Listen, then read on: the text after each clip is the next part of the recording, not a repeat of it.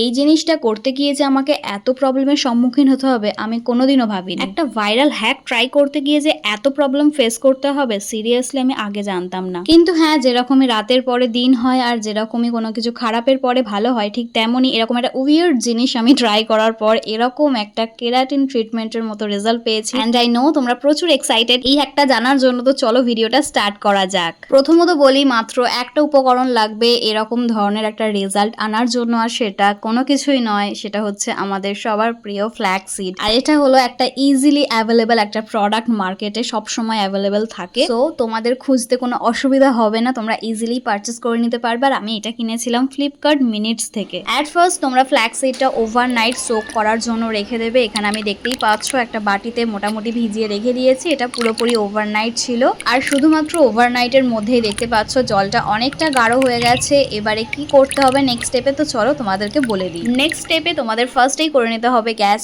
On এবং সমস্ত ফ্ল্যাক্সিডগুলো একটা বড় জায়গার মধ্যে ট্রান্সফার করতে হবে। এরপর সেই ভাইরাল হেয়ার মাস্কটা তৈরি করার জন্য দিয়ে দিতে হবে পরিমাণ মতো জল। এবার তোমাদের বলি ফ্ল্যাক্সিড আমাদের ইউজ করা কেন উচিত।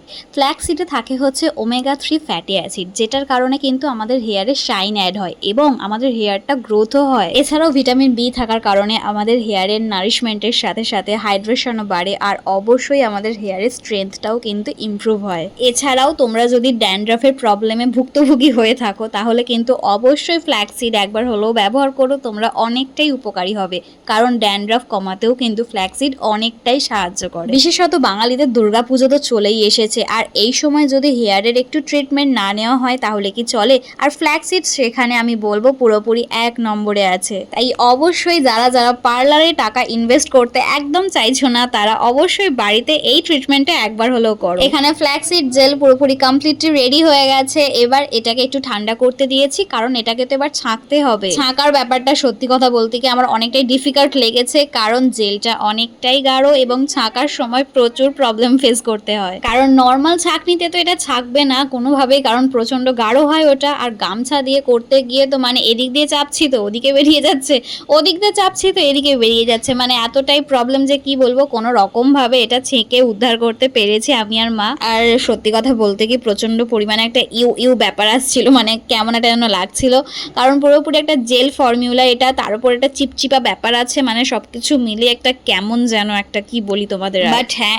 এর মতো ভালো প্রোডাক্ট সিরিয়াসলি হয় না, বিকজ এটা হোমমেড আর তার পাশাপাশি এতটাই এফেক্টিভ যে কি বলবো তোমাদের। জিনিসটা যতই চিপচিপা টাইপের হোক না কেন, হেয়ারে এতটাই শাইন দেয়, এতটাই হেয়ারকে নরম করে যে এটার তুলনায় কোনো কিছু নেই। চলো এখানে রেডি হয়ে গেছে আমার hair mask, viral hair mask, যেটা ফ্ল্যাক্সিড দিয়ে তৈরি হয়। মাত্র একটা ইনগ্রেডিয়েন্টস দিয়ে এত একটা ইউজফুল প্রোডাক্ট তৈরি হয়ে যায় বাড়িতেই। প্রথমে তো ঠিকঠাকই ছিল, যতক্ষণ পর্যন্ত ফোটাচ্ছিলাম ঠিকঠাক লাগছিল, কিন্তু তারপরে যখন চুলে ব্যবহার করার কথাটা আসলো তখনই হয়ে গেল মেন সমস্যা আমার। কারণ এতটাই ল্যালে যে আমার মানে মাথাতে লাগাতে গিয়ে আমার কেমন একটা হচ্ছে। বাট আমি শিওর ছিলাম যে যাই হয়ে যাক না কেন আমার চুলে কোনোভাবেই খারাপ রেজাল্ট আসবে না। আর শুধুমাত্র আমার নয়, তোমাদের চুলেও কোনোভাবেই খারাপ রেজাল্ট আসতে পারে না, কারণ ফ্ল্যাক্সিড খুবই খুবই খুবই ভালো হেয়ারের জন্য।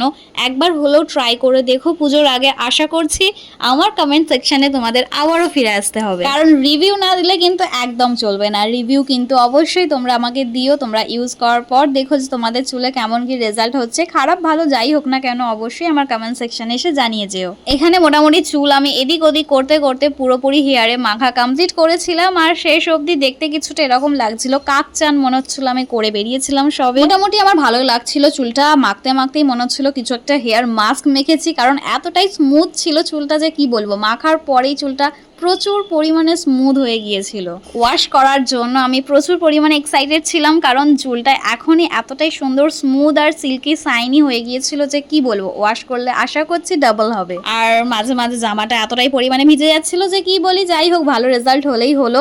এখানে মোটামুটি আমার চুল অনেকক্ষণ রেখেছিলাম, প্রায় 1 আওয়ার মতো, আর তাতেই আমার অবস্থাটা দেখতেই পাচ্ছ, পুরো জামা ভিজে একাকার। এবার চলো ভালো করে ওয়াশ করা যাক হেয়ারটা। আমি এখানে অলরেডি হাতে দেখতেই পাচ্ছ চিরুনি নিয়ে দাঁড়িয়ে আছি। হেয়ারটা ধোবো আর চিরুনি দিয়ে পাশাপাশি আঁচড়ে সমস্ত জেলগুলোকে বার করব। তোমরা যদি চাও চিরুনি নাও ব্যবহার করতে পারো, বাট আমার মনে হলো একটু চিরুনি দিয়ে আঁচড়ে আঁচড়ে আর কি ধুই, তো সেই জন্যই। আফটার ওয়াশ কিছুটা এরকম রেজাল্ট এসেছিল। এটা তাও সন্ধ্যাবেলাতে আমি করেছিলাম, জাস্ট ফোনে একটু ব্রাইটনেস বাড়িয়ে করে নিয়েছিলাম।